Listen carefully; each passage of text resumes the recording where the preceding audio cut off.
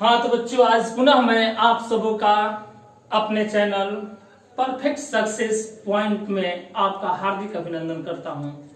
चलिए, यदि आपने पहले इस चैनल को सब्सक्राइब नहीं किया है तो पुनः मैं आपसे ये रिक्वेस्ट करता हूं कि सबसे पहले इस चैनल को सब्सक्राइब कीजिए। इसके बाद इस चैनल को लगातार देखते रहिए, क्योंकि हम लोग आने वाले वीडियोस में ऐसे ऐसे ज्ञानवर्धक बातें बताएंगे, ऐसी ऐसी ज्ञान रोचक बातें बताएंगे, ताकि आपका इंटरेस्ट इस चैनल के द्वारा बना रहे। एक और बात कि जो गुजर चुका है उसे पीछे मुड़कर मत देखिए।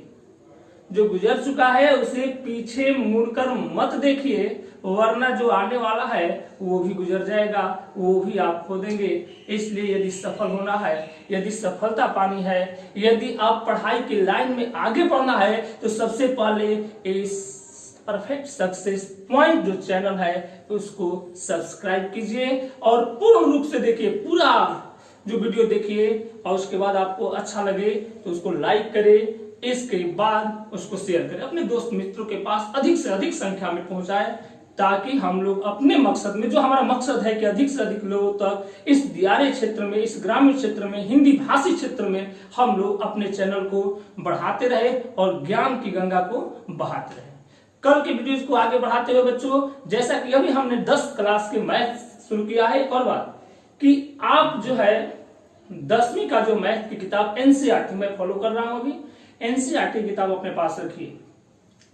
वो क्वेश्चन बनेगा। इसके बाद हम लोग जैसे ही वास्तविक संख्या समाप्त होगी कि एक पूरा क्वेश्चन का एक आएगा, एक पूरा क्वेश्चनर आएगा, जो प्रश्नावली आएगी पूरी, जो कि आपके पास समक्ष रखी जाएगी और उसको पूरा सॉल्व कराया जाएगा, ताकि आप ऑब्जेक्टिव परीक्षा का भी अच्छी तरह से तैयारी कर सके।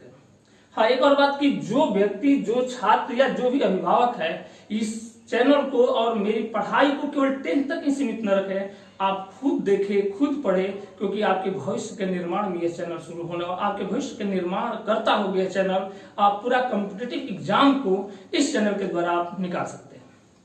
एक और बात कि 10 क्लास की पढ़ाई काफी इंपॉर्टेंट है।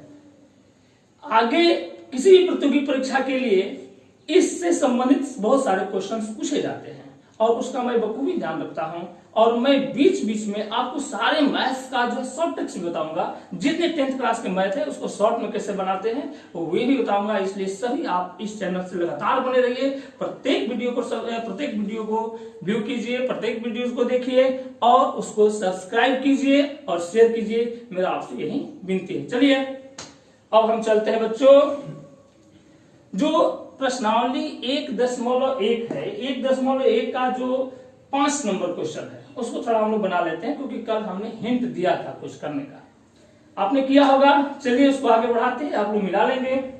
क्वेश्चन है, आप किताब अपने पास रखिए।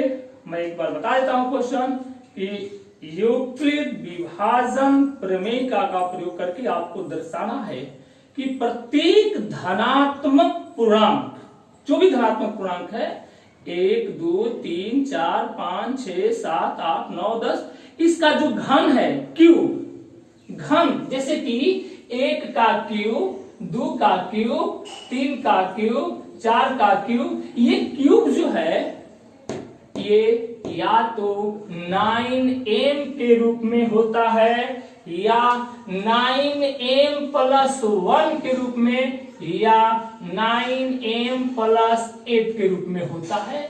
यही दर्शाना है। हमें क्या दर्शाना है कि प्रत्येक धनात्मक पूर्णांक का वर्ग। 5 नंबर क्वेश्चन हम बनाने जा रहे हैं बेटा, एक्सरसाइज 1.1 का 5वां क्वेश्चन, जिसमें घन को 9m या 9m+1 या 9m+8 के रूप में लिखना है, के रूप में लिखा जा सकता है।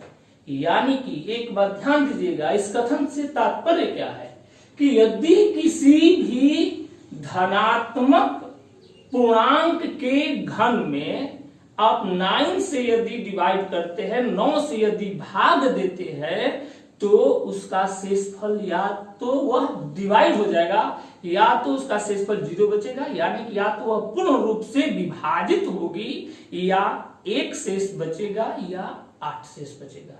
तो कंपटीशन में भी, प्रतियोगी परीक्षा में भी इस तरह का क्वेश्चन बन सकता है कि यदि किसी धनात्मक पूर्णांक के घन में 9 से भाग दिया जाए तो शेषफल क्या होगा।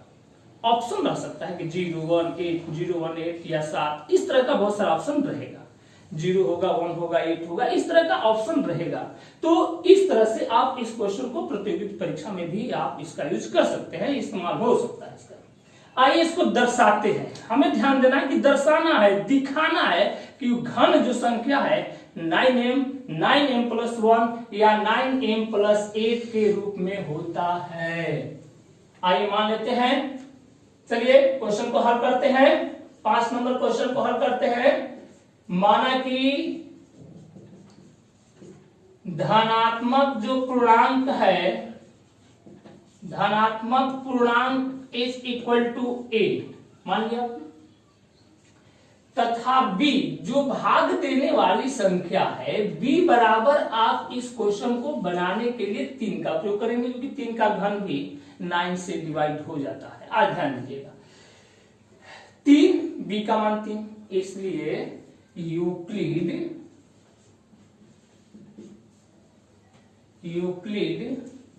विभाजन प्रमेयिका से a बराबर 3q प्लस r, जहां r is greater than equal to 0 and less than 3, यानी ध्यान दीजिएगा कि r का जो मान होगा 0 से बड़ा होगा और 3 से छोटा होगा तथा 0 के बराबर होगा। तो 0 तो एक मान होगा, एक 1 होगा और एक 2 होगा। r का मान 0, 1, 2, क्योंकि 3 से जब भाग करेंगे किसी भी संख्या में तो r का मान वहां क्या आएगा, या तो 0 आएगा, या 1 आएगा, या 2 आएगा।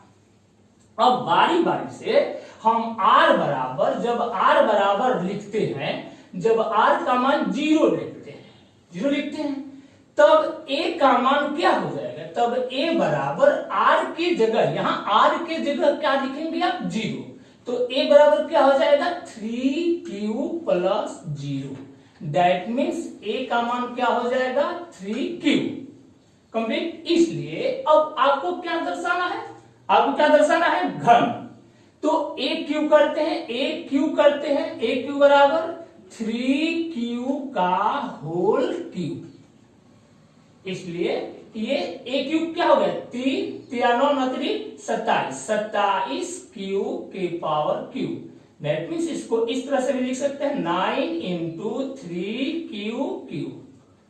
इस तरह से यहां पर यदि q का मान यदि कुछ भी रखते हैं, या तो 0 रखते हैं, क्योंकि क्यूब क्या होती है, पूर्ण संख्या होती है, तो 0 भी रखेंगे तो तब भी 0 के पावर 3, तो ये a क्यूब बराबर 0 आ जाएगा।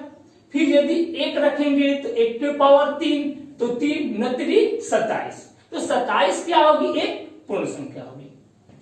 तो इस तरह से यहां 9 क्या लिख देंगे, m, जहां m बराबर क्या होगा बेटा, 3q के पावर q, क्लियर है। फिर आइए देखते हैं यहां पर, आज जब r का मान 1 रखते हैं, तब a बराबर क्या होता है, 3q प्लस 1। अब क्यूब करके देखते हैं, इसको क्यूब के रूप में लिखते हैं, देखते हैं कि ये लिखा जाता है कि नहीं, तो 3q प्लस 1 का होल क्यूब हो गया। और थोड़ा सा इसको सॉल्व करके देखते हैं हम लोग, a प्लस बी का होल क्यूब, सूत्र है a प्लस बी का होल क्यूब, यदि आपको पता नहीं तो नोट कर लीजिए, a प्लस बी का होल क्यूब बराबर a cube plus 3a square b plus 3ab square plus b cube. Note कर लीजिए अभी तुरंत, a प्लस बी का होल क्यूब, क्योंकि ये इसी फॉर्मूला पर ये टूटने वाला है, इसका विस्तार जो है इसी फॉर्मूला पर करेंगे, A cube plus 3a² B plus 3ab² plus B cube. आइए अब यहां ए क्या है, 3q है, तो 3q का whole cube plus 3 into 3q का होल स्क्वायर इंटू 1 और plus 3 into 3q into 1 square plus 1 cube. Clear. अब आइए 3 3 27, 27 क्यू की power 3 plus 3 into 3 3 9 Q square into 1 plus 3 3 9 Q plus 1। अब थोड़ा सा यहां पर ध्यान दीजिए, इस तीनों टर्म में आप देखेंगे कि 9 तीनों में, तो इसमें 9 कॉमन हो गया, तो ये क्या बच गया 3q के पावर क्यू। अब इसको मिटा देना बेटा, इसको मिटा देते हैं, आपको याद हो गया। चलिए अब प्लस यहां क्या बचा 3q स्क्वायर प्लस q और 1। इस तरह से हम यहां पर AQ जो कि एक धनात्मक पूर्णांक है a और उसका घन क्या होता है 9 इंटू m, इसको m मान लेते हैं, यानी कि ये भी हो गया 9m प्लस 1 के रूप में हो गया, जहां m is equal to 3q to the power 3 plus 3q square plus 1। अब आइए r का मान 1 करके देखते हैं, r का मान 1 करके देखते हैं। चलिए थोड़ा सा जगह के में इसको थोड़ा सा नोट कर लीजिए, तब तक हम इसको नोट करके उतार लीजिए, इसको मिटा देते हैं। चलिए अब आपने तो इस क्वेश्चन को नोट डाउन कर लिया है, अब आइए इसी को हम आगे बढ़ाते हैं, इसको मिटा देते हैं। अब हम लोग देखते क्या है कि जब r की वैल्यू हम लोग रखते हैं 2, जब r बराबर 2, जब r बराबर 2 तब a बराबर 3q प्लस 2। क्लियर।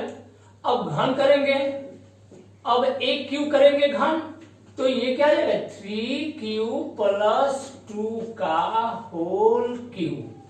फिर वही सूत्र पर हम लोग बैठाएंगे a प्लस बी का होल क्यूब, तो 3q to the power whole cube plus 3 into 3q square into 2 plus 3 into 3q into 2 square अब प्लस 2q।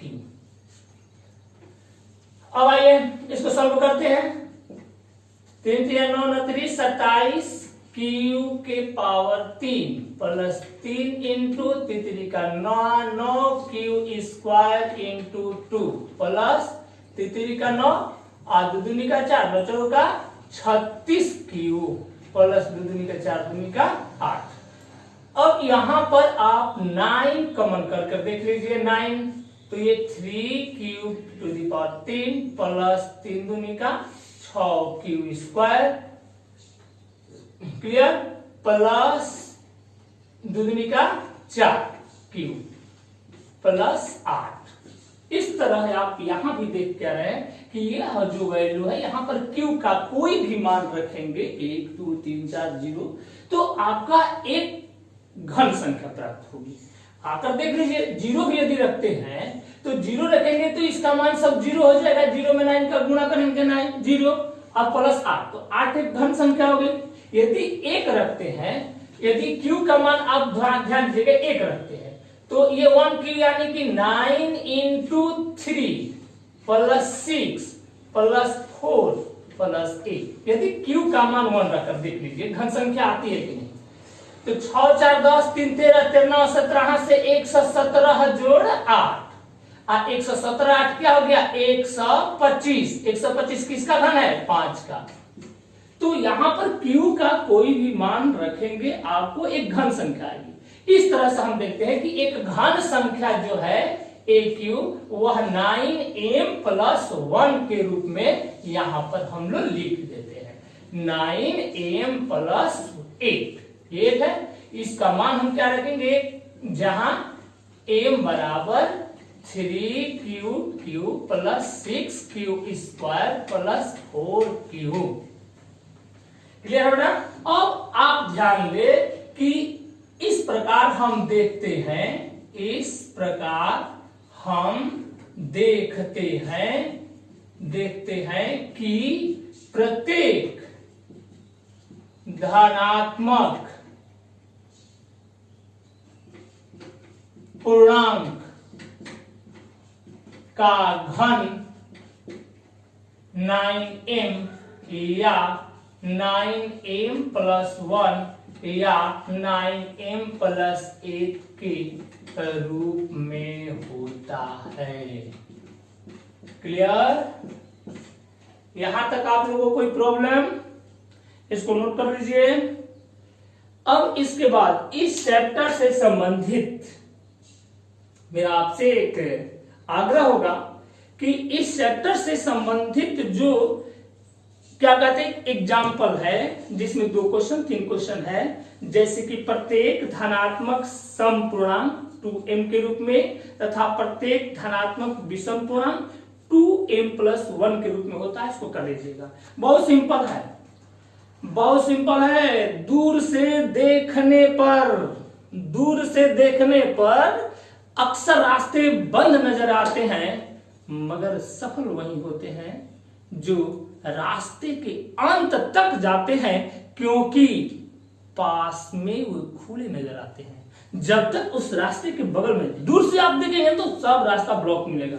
इसलिए आप दूर से नहीं, इस चैनल से जुड़कर देखिए। यदि चैनल से जुड़कर देखेंगे तो आपको ज्ञान का एक ऐसा रास्ता दिखाई देगा जहां से कि आप हमेशा सफल सफल सफल और सफल होते जाएंगे। चलिए हम लोग अगले चैप्टर की तरफ चलते हैं। अगले चैप्टर की तरफ चलने से पहले आपको एक बात मैं बता देना चाहता हूं कि उससे संबंधित जो है कुछ बातें हैं। अगले चैप्टर में जाने से पहले कुछ टर्म्स है, उसको जान लेते हैं। पहली बात, अभाज्य संख्या। अभाज्य संख्या किसे कहते हैं? नोट कर लीजिए अभाज्य संख्या। यदि नहीं याद है तो नोट कर लीजिए अभाज्य संख्या, जिसको प्राइम नंबर कहते हैं। अभाज्य संख्या, अभाज्य संख्या, प्राइम नंबर। प्राइम नंबर अंग्रेजी मीडियम वाले स्टूडेंट भी ध्यान दें। प्राइम नंबर वैसी संख्याएं जिसके मात्र 2 फैक्टर्स हो, 2 अपवर्तक हो। वैसी संख्याएं जिनके मात्र 2 अपवर्तक हो, यानी कि अंग्रेजी में इसको क्या कहते हैं? फैक्टर। जिसके 2 फैक्टर हो। पहला 1 यानी कि 1, दूसरा स्वयं यानी कि इटसेल्फ। यानी कि आपसे मैं बता दूं कि वैसी संख्याएं जो या तो 1 से विभाजित हो या अपने आप से कटे, तो वे संख्याएं क्या कहती? 2 अपवर्तक होते। 1 नहीं 2, इसलिए 1 जो है अभाज्य संख्या नहीं है। आइए जैसे नोट कर लीजिए 2, 3, 5, 7, 11, 13, 17, 19, 23, 29, 31, इस प्रकार डॉट डॉट डॉट इत्यादि। इस प्रकार आप देखेंगे कि 1 से 100 के बीच, 100 के बीच, ध्यान दीजिए सभी तरह का स्टूडेंट, 1 से 100 के बीच 25 अभाज्य संख्याएं हैं। 1 से 100 के बीच 25 अभाज्य संख्याएं हैं। 1 से 100 के बीच 25 अभाज्य संख्याएं, नोट इट डाउन। और सबसे छोटी अभाज्य संख्या, सबसे छोटी अभाज्य संख्या मैंने बता दिया ना कि यह जो 10th क्लास की जो पढ़ाई होगी वो कॉम्पिटिटिव स्टूडेंट के लिए बहुत ही लाभकारी होगी। और वैसे ही इस चैनल को बाकी सभी लोग देखते हैं जो चाहते हैं कि अपना ज्ञान वर्धन करे, अपने ज्ञान को बढ़ाए, अपने नॉलेज को बढ़ाए। उनसे भी मेरा आग्रह है, सारे अभिभावक से आग्रह है कि वे भी इस चैनल को देखते रहे ताकि उनका ज्ञान वर्धन होता रहे, ताकि अपने से छोटे जो आपके बच्चे हैं उनका जो है आप मार्गदर्शन अच्छी तरह से कर सके। चलिए, सबसे छोटी अभाज्य संख्या 2। एक नहीं, बार बार लड़के गलती करते हैं। सबसे छोटी अभाज्य संख्या 1। क्यों गलती करते हैं? क्योंकि वे जानते हैं कि किसी से नहीं कटने वाली है, जबकि हमने परिभाषा इसका डेफिनेशन दिया है जिसके मात्र 2 अपवर्तक हो। पहला 1, दूसरा स्वयं। जैसे 2 1 से कटेगा, नहीं तो अपने आप 2 से कटेगा। 3 या तो 1 से कटेगा, नहीं तो 3 से। 5 या तो 1 से कटेगा, नहीं तो 5 से। हाँ, सबसे छोटी अभाज्य संख्या 2 है और सबसे यानी कि सम अभाज्य संख्या, यही 2 एक ऐसी संख्या है जो कि सम संख्या, बाकी सभी अभाज्य संख्याएं वो विषम संख्या। सम अभाज्य संख्या, सम अभाज्य संख्या, सम अभाज्य संख्या, सम अभाज्य संख्या क्या है? 2 है।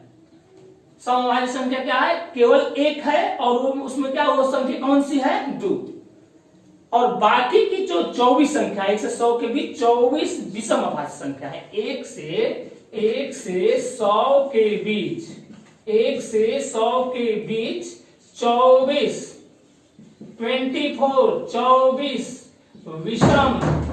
24 विषम अभाज्य संख्याएं हैं, 1 से 100 के बीच 24 विषम अभाज्य संख्या है और केवल 1 सम अभाज्य संख्या है। यहां तक कोई दिक्कत? तो इस तरह से हम अभाज्य संख्या जो होती है, अभाज्य संख्या के बारे में जान गए। अब आइए भाज्य संख्या, एक कंपोजिट नंबर किसको कहते हैं? अभाज्य संख्या के बाद भाज्य संख्या। भाज्य संख्या अंग्रेजी में क्या लिखते हैं? Composite number.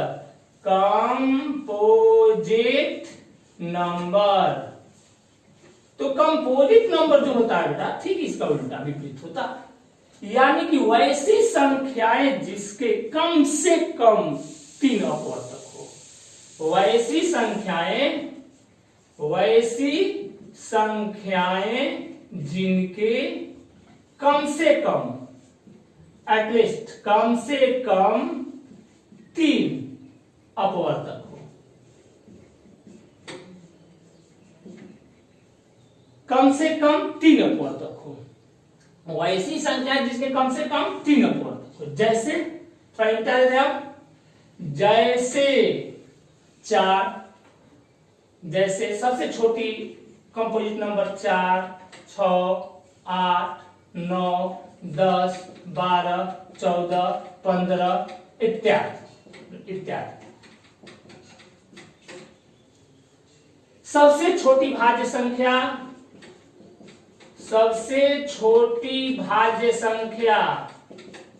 4 सबसे छोटी भाज्य संख्या 4, क्योंकि 4 का जो अपवर्तक होगा वो 1 होगा, 2 होगा और 4 होगा। 3 अपवर्तक हो गए। 6 का जो अपवर्तक होगा वो 1 होगा, 2 होगा, 3 होगा, 6 होगा, इसके 4 अपवर्तक है। यानी कम से कम 3 और अधिक से अधिक बहुत सारा, जितना लिख सकते हैं। इस तरह से आज के वीडियोस में हमने आपको जो 1.1 का जो अंतिम क्वेश्चन था वो बताया। इसके साथ ही अगले चैप्टर में काम आने वाले शब्द जो होते हैं, परिभाषाएं जो है वो, जैसे भाज्य संख्या, अभाज्य संख्या, इसके बारे में बताया। कल जब हम आपसे एक नए वीडियोस मिलेंगे तब तक आप जो है इस भाज्य संख्या को, अभाज्य संख्या को आप कंप्लीट कर लिए होंगे। और एक बात जाने से पहले मैं आपको बता देना चाहता हूं कि पहचान से मिला काम, जान लीजिए कि पहचान से मिला काम थोड़े समय के लिए ही रहता है। पहचान से मिला काम थोड़े समय के लिए ही रहता है, लेकिन काम से मिली पहचान लेकिन काम से मिली पहचान उम्र भर रहती है। इसलिए आपसे मेरा एक बार और निवेदन है कि आप इस वीडियो को लाइक करें, सब्सक्राइब करें और अधिक से अधिक देखें, अधिक से अधिक बार देखें। जब तक आप नहीं देखेंगे तब तक अपनी ज्ञान की गंगा नहीं बहेगी। यदि ज्ञान के भंडार को बढ़ाना चाहते हैं, यदि कुछ सीखना चाहते हैं, कुछ बनना चाहते हैं, अपने बच्चों के लिए कुछ करना चाहते हैं, तो मेरा पुनः आपसे निवेदन है कि परफेक्ट सक्सेस पॉइंट को देखते रहिए, इसको सब्सक्राइब करते रहिए, लाइक करते रहिए, शेयर करते रहिए। जय हिंद, जय भारत, जय शिक्षक समाज, जय छात्र संघ, जय ग्रामीण।